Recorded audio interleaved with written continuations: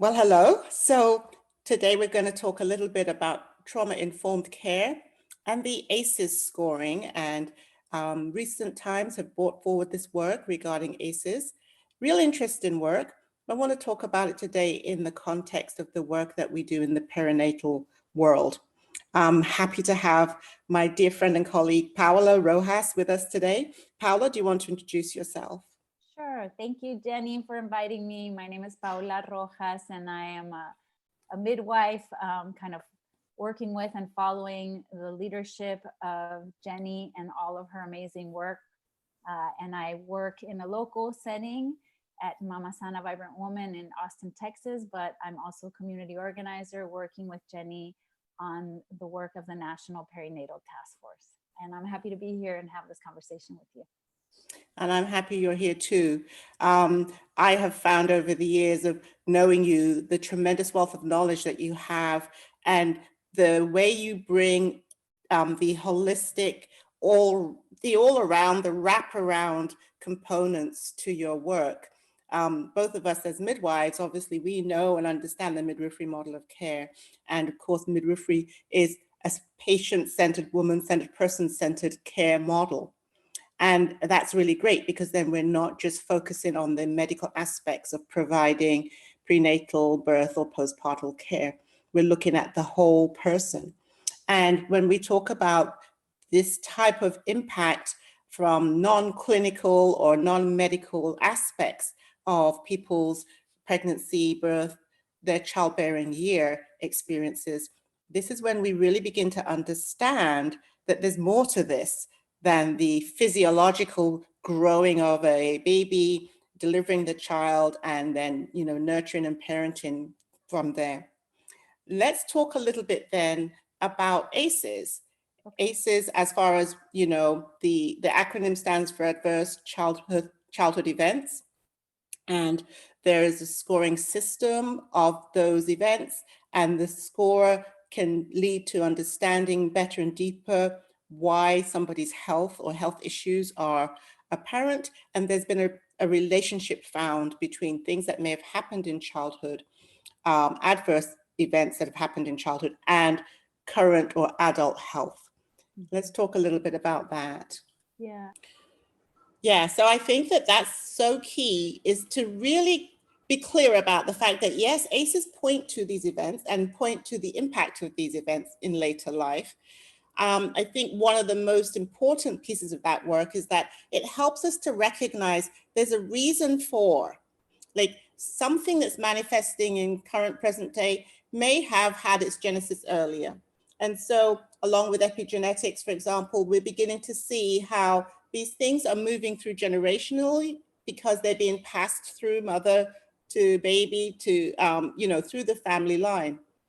I want to talk about weathering though, because I think that's really important here in this conversation, in that we know that they are not individual events, one here, one there, and that they have some impact, but rather that a continuum of events that may be more important to talk about and to be more important to be aware of.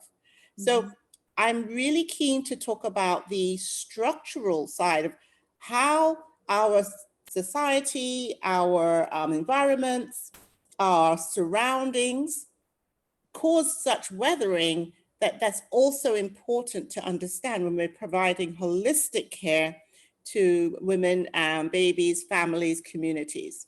Yes. Well, that's great. I'm really happy that you brought up this concept of weathering, and maybe everyone doesn't know what it means. So we can break it down a little bit. Yes. So now there's research to prove it, something that we've seen for a very long time. And what we're talking about is the impact on a body, on a person's physiology of a load of chronic stress cumulative over time, over the life course. And so the terms such as allostatic load, which is that load of stress, weathers the body, right? It weathers all the organ systems, all the systems of the body are worn out because of this tremendous ongoing stress load. So as opposed to an adverse event, That's a Yes. moment, right? Right. That's like putting your foot on the gas for stress, fight or flight in a moment. That's what most people go through. Weathering is something where Yes. that stress is constant. So it's like, as Dr. Kamara Jones talks about, putting your foot on the gas of a car and putting your foot on the pedal and not letting up, just That's wearing right. it out, wearing it out, wearing it out, as opposed to Right. starting and stopping, right? It's just on all the time. The impact on that vehicle or that motor, you can imagine if you're revving the engine Right. constantly. That's the impact of weathering from an allostatic load. And then what's the causes that people don't Right. want to talk about, right? Why are some people's bodies carrying this load and weathered over time and others not? Because Yes. everyone might have adverse experiences here or there. And so that's where this tie-in that's finally being proven, but we've known, Right. is about the impact of systemic institutional racism on people's lives, which means basically every single moment of your life, you're You are living, in. That's right? right. You're living in a society that treats you less than others, right? Where your life isn't valued, where you're constantly having to watch your back, in a way Right. that other people can't even imagine what that feels like. Right. That's what it is. And in particular, we're talking about Black mothers and babies here, right? Is the Yes. community US born, right? Black mothers and babies, right? Right. It's really interesting as you talk and as you do use your hands here and you're showing, like every time you're talking about like that weight on your shoulders, that heaviness, the pressure that is constantly exerting. And of course, if you can put two and two together and recognize where the illness is, the morbidity and the mortality even manifest in relation to that constant weight. There's a point where for some people, the last straw is this additional piece that just is the one trigger that sets everything off. We know, for example, that certain races are going to have more prone to high blood pressure, more prone to heart disease, cerebrovascular accidents, based because of this reason, not because of their race.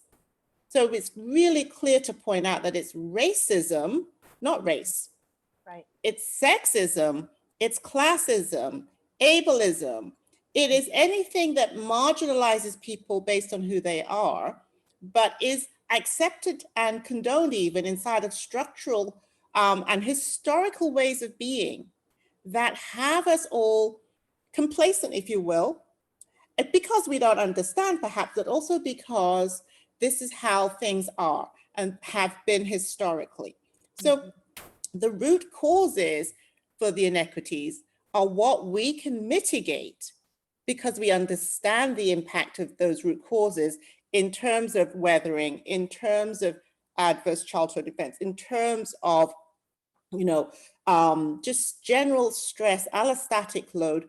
All of these impacts are as a result of what people might want to call social determinants of health, but what I firmly believe are structural and historical determinants and are in place because we have had centuries, if not decades, whether it's enslavement, whether it's Jim Crow behavior and rules and law, whether it's civil rights, whatever it is, however it manifests, it's long term. Right. It's Right. deeply embedded, and the impact is due to the acceptable inequity, discrimination, prejudice, etc. And the fact that if you realize that that's what's going on, you feel helpless to go against something as deep and as strong and as structured as what it is.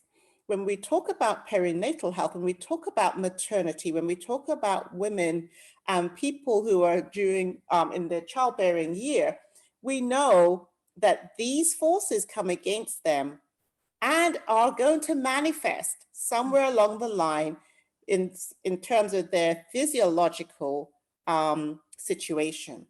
Yes. Yes. And that's great how you're pointing out, calling it historical and structural determinants of health as opposed to social, because I agree. That's another one of these terms where I'm like, at least we now have the social determinants of health, which before wasn't even, on the table. Now that's mainstream knowledge. There's social determinants, which is taking away the focus on the individual and their behaviors. But to Yes. really peel back on more layers of the onion is where we get to where do these social determinants even come from? Historic and Exactly. structural Yes. determinants, right? So if we're looking at the health of communities, then it really helps us to take out the blame on individuals. Like you said, it's racism, That's the not key. race, but also it's Yes. not her behaviors. It's not That's that right. the problem, right? It's not that, oh, Yes. maybe she's not eating healthy enough. Maybe she's not doing That's enough right. prenatal exercise or yoga.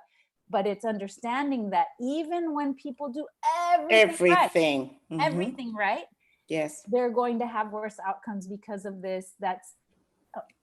It's like a braid of both, as you're talking about epigenetic, historical, beginning with colonization and enslavement of humans. If we look at reproductive health from then till today, Yes. it's obvious that we have the outcomes that we have because of that, right? We can connect the Right. dots. There's no surprise that we have these outcomes. Right. And this is why I think our work is effective, Paola, in that when we apply a non-judgmental lens, a compassionate lens, a human, respectful, dignity, supportive lens to our work, we can then acknowledge and agree with that person. It's not you, because they know it. But what's happening and continually, the added load to the already existing load is you must be doing something wrong. You must be bad. You must be responsible. You are not doing your best. You don't care. All of these tropes that show up and add to the weathering, add to the allostatic load, add to the pressure, add to the shame. Shame is an important one when it comes to maternity health, and blaming and shaming are detrimental. And I know this because when we apply our model of care, we see the immediate physiological impact. There is no other way to explain a cervix that will hold for 40 straight weeks when in prior pregnancies, under a different model of care, a baby was born at 26, 28, 32, couldn't stay in. There is nothing that can explain that physiological change, other than this is taken in this bigger picture, and whether there are numerous ACEs or numerous ongoing weathering events, whether that person cannot escape the social determinants of health of the environment that they are in at that particular time, regardless, they thrive.